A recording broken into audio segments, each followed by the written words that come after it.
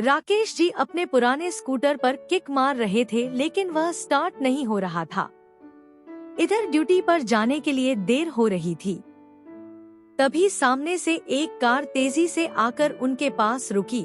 पापा, कब तक इस खटारा स्कूटर को चलाते रहोगे? चलो मेरे साथ, मैं आपको ऑफिस छोड़ देता हूँ। बेटे की बात सुनकर राकेश जी ने अनसुना कर दिया और स्कूटर में किक मारते रहे।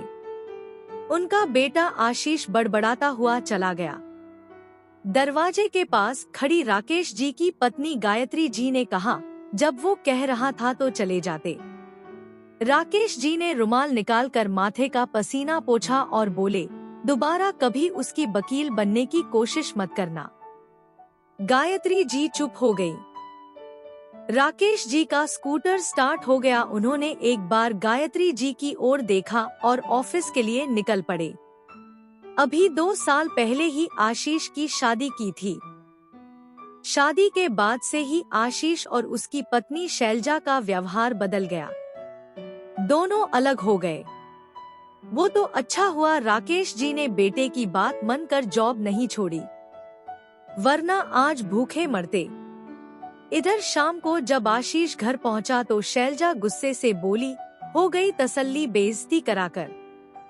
गली में सब देख रहे थे और तुम्हारे पापा जैसे उन्होंने तो सोच ही रखा है तुम्हारी बेइज्जती करने का। आशीष को भी गुस्सा आ रहा था। वो बोला, तुम ठीक कह रही हो, मैं कल ही मकान ढूंढता हूँ। अब हम यहाँ नहीं रहेंगे। 2 दिन बाद ही वो अपने नए घर में शिफ्ट हो गए। गायत्री जी रो रही थी।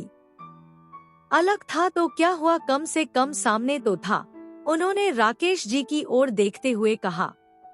राकेश जी कुछ नहीं बोले। राकेश जी जैसे जिंदादिल इंसान जिन्होंने अपनी छोटी सी नौकरी में पैसे बचाकर और कर्ज लेकर आशीष को पढ़ाया।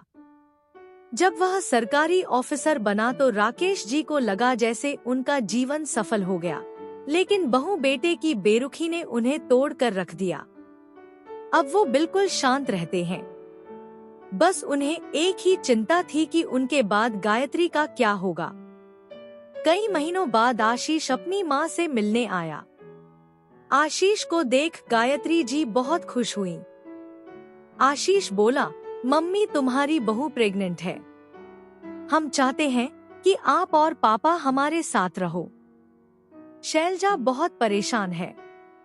गायत्री जी ने राकेश जी की ओर देखा, लेकिन उन्होंने जाने से साफ इनकार कर दिया। आशीष जानता था पापा कभी नहीं मानेंगे। उसने मम्मी से कहा, तुम चलो मम्मी। गायत्री जी ने कहा, बेटा तेरे पापा का ध्यान कौन रखेगा?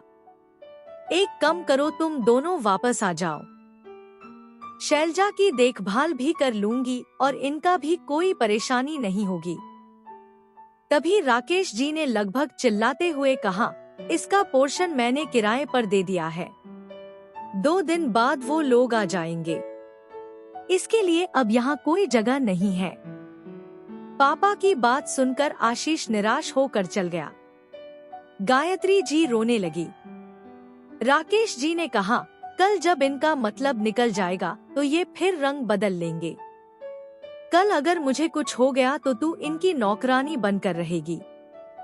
इससे अच्छा है अपने सम्मान के साथ उनसे अलग रहे। ऊपर किरदार देने तो घर की देखभाल भी होगे और पैसा भी आएगा।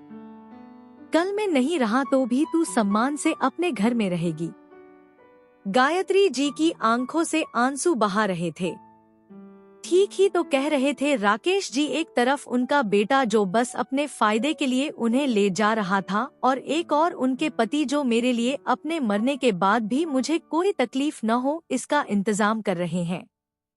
उन्होंने आंसू पोंछकर कहा, आप ठीक कह रहे हैं। जो अपना होता तो हमें छोड़कर कभी नहीं जाता। आज से नई जिंदगी की शुरुआत करते हैं, जहां बस हम दोनों एक दूसरे का साथ निभाएंगे। यह सुनकर राकेश जी के चेहरे पर कई साल बाद आज मुस्कुराहट आई थी।